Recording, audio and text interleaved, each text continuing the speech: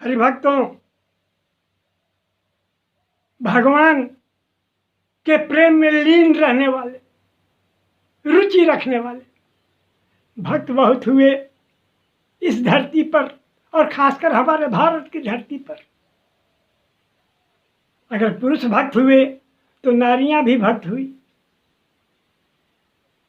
मैं आपसे एक अनुरोध करता हूँ, एक बड़ी रोचक कथा आज आपको सुना रहा हूँ।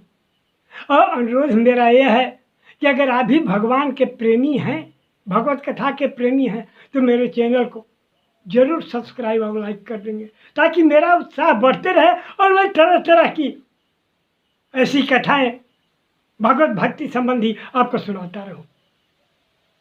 देखिए तो एक भगवान की, कृष्ण भगवान की बड़ी भारी भक्त थी नारी। कौन नारी? उसका नाम था सखुबाई। महाराष्ट्र में कृष्णा नदी के तट पर एक गांव था। वहाँ एक ब्राह्मण परिवार में वो पुतोहू थी सखुबाई। उस परिवार में सखुबाई के पति था, सास थी और ससुर था। बस ये चार रहते थे। सखुबाई हर समय मन में कृष्ण कृष्ण भगवान भगवान जपते रहती थी। लेकिन वो कला प्रिय घर था। बस वो तीनों, बेटा, बाप और माँ, बस किसी न किसी बात को लेकर के झगड़ा करती रहती थी।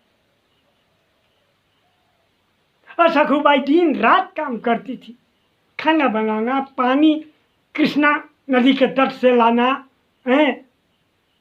बर्तन मलना, सभी तरह से काम। लेकिन कुछ नहीं बोलती थी। उसे उसकी सास मारती भी थी, पति भी मारता था। कभी मुंह से आह भी नहीं निकाली हुआ। बस भगवान की इच्छा समझ के चुपचाप बर्दाश्त करती थी, लेकिन घर का समूचा काम करती थी। जरा देखिए तो एक दिन सखुबाई वो कृष्णा नदी के तट पर घड़ा लेकर पानी भरने गई, और उसी गांव से होकर पंढरपुर जाने का रास्ता था। वहाँ भगवान का मंदिर था, मेला लगता था। अगल बगल के सभी लोग जाते थे प्रभु के दर्शन के लिए। लोग जमात के जमात जा रहे थे। सखीबाई का मन हुआ, सखुबाई का, कि जरा हम भी भगवान के दर्शन करने जाएं इन लोग के साथ। वो घड़ा छोड़ दिए और बस शामिल हो गई भक्तों की यात्रा में। लेकिन एक उसकी पड़ोसी ने यह देख लिया। वह जाकर के उसके घर वालों से कह दिया, उसकी सास से कह दिया। उसकी सासू माँ ने अपने बेटे को आदेश दिया कि उसको पकड़ कर लाओ। उसका पति दौड़ा और पकड़ के ले लाया सखुबाई को, सखुबाई का पति। और यहाँ आने पर उसके साथ खूब मारपीट की गई और उसे एक कोठरी में हाथ पैर बांधकर अब बंद कर दिया गया कि तुम यहीं पड़ी रहो। दोस्तों, वो लोग इतना निष्ठुर थे कि 3-3 दिन, 4-4 दिन तक खाना नहीं देते थे, पानी नहीं देते थे। कोई नहीं पूछता था कि सखुबाई की क्या हालत है। सखुबाई एक तो पहले से ही दुर्बल थी, और दूसरे ये सजाए और ऊपर से बस रह रह कर बेहोश हो जाती थी। लेकिन फिर भी भगवान का नाम नहीं छोड़ती थी। भगवान अपने भक्त की यह दुर्दशा देखकर एक दिन खुद उस कोठरी में पधारे और मूर्छित सखुबाई को तब होश आ गया। भगवान कहते हैं, तुमने मुझे नहीं पहचाना सखु, मैं तुम्हारी सहेली हूँ। भगवान नारी रूप, उसी के रूप धारण करके गए थे, उसी उम्र का रूप धारण करके। तुम ऐसा करो सखु कि तुम्हारा बंधन मैं खोल देती हूँ। वो भगवान की छाया थी। आप यह भी पढ़े होंगे, जानते होंगे कि रामायण में असली सीता तो अग्नि को सौंप दी गई और छाया सीता को रावण ले गया था। ठीक वही रूप वही बोली, वही आवाज़। ठीक यहाँ वही हुआ। भगवान ने सखू का बंधन खोल दिया और कहे कि तुम जाओ, जाओ पंढरपुर जाओ और भगवान का दर्शन करो, अपने मन की इच्छा को पूर्ण करो। और खुद भगवान रस्सी में बंध गए, जैसा कि सखू का पति ने बांधा था पहले। अब वहाँ जब सखू पहुँचते हैं पंढरपुर में भगवान के मंदिर के पास, उसने सोच लिया कि मैं उस घर में अब लौट कर नहीं जाऊंगा, भगवान के चरणों में ही नहीं जाऊंगी और भगवान के चरणों में ही प्राण दे दूंगी। हुआ भी यही। वो मेला महीनों दिन का चलता था। सखू का वहाँ प्राणांत हो गया, सखू ने प्राण त्याग दिया। और इधर जब 8 रोज 10 रोज बीत गया तो उसका पति ने सोचा कि सखू खा पी नहीं रही है, उसको कुछ नहीं मिल रहा है, कहीं अगर मर गई तो राजा हम लोग को दंड देंगे, सजा हो जाएगी और पाप तो लगेगा ही। इसलिए उसने क्या किया कि सखू को जाकर खोल लिया बंधन। और सखू का क्या खोला, वो तो सखू का रूप धारण करके स्वयं कृष्ण भगवान थे।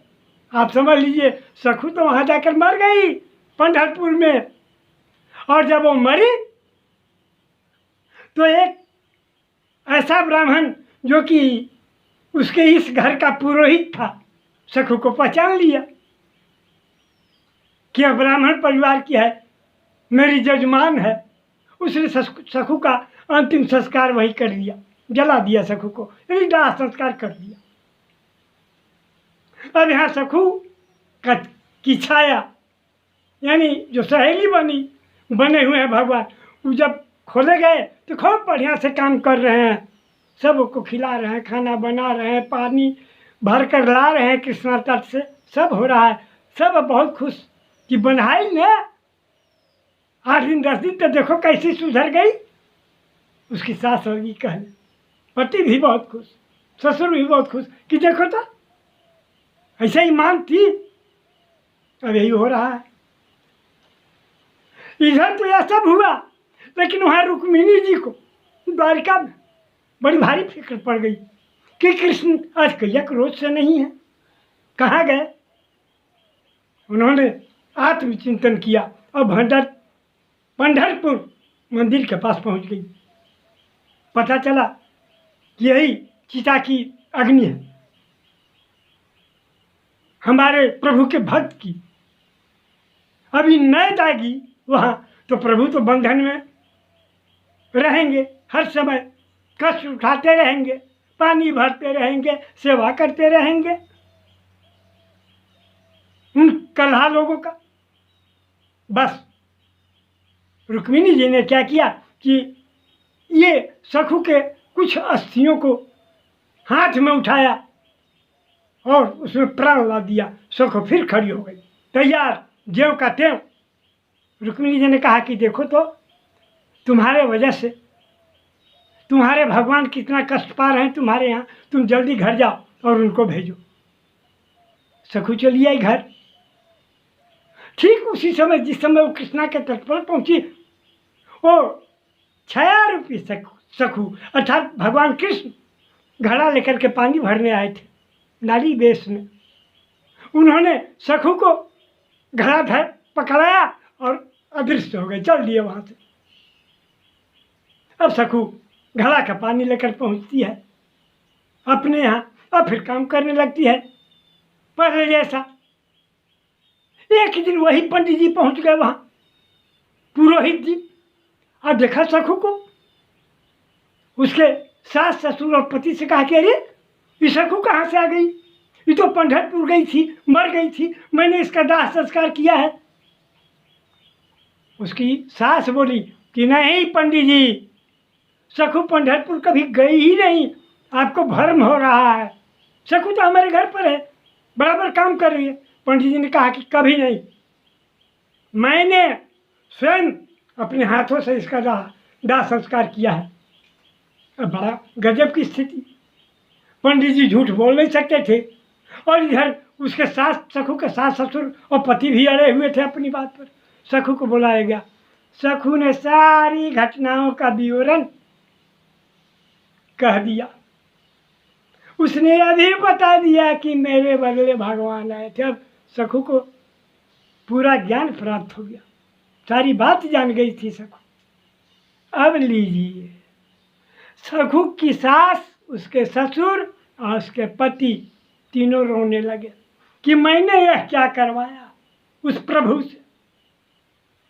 पानी भरवाया, खाना बनवाया है, हर तरह की सेवा करवाई, जूठा मलवाया, क्या क्या न करवाया। हे प्रभु, बड़ी गलती हो गई और तुम भगवान की पूरी पूरी भक्त। सखू, मुझे क्षमा कर दो। और मैं उन भगवान से भी प्रार्थना हम लोग करते हैं कि अनजाने में जो गलती हो गई कृपा कर क्षमा कर दे। तो देखिए,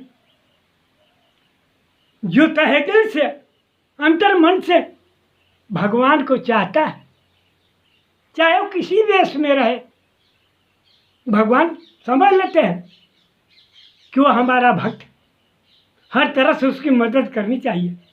और जो छली कपटी है, भगवान वो भी जान लेते हैं कि यह मेरा नकली भक्त है,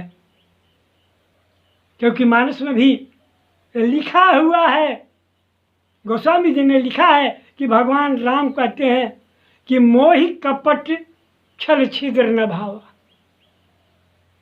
तो दोस्तों, आप भी भगवान से प्रेम करें, यही मेरी कामना है। मैं यही आपको कहता हूँ, और सच्चा प्रेम करें, हृदय से प्रेम करें, आपका कल्याण ही होगा। जय श्री राम।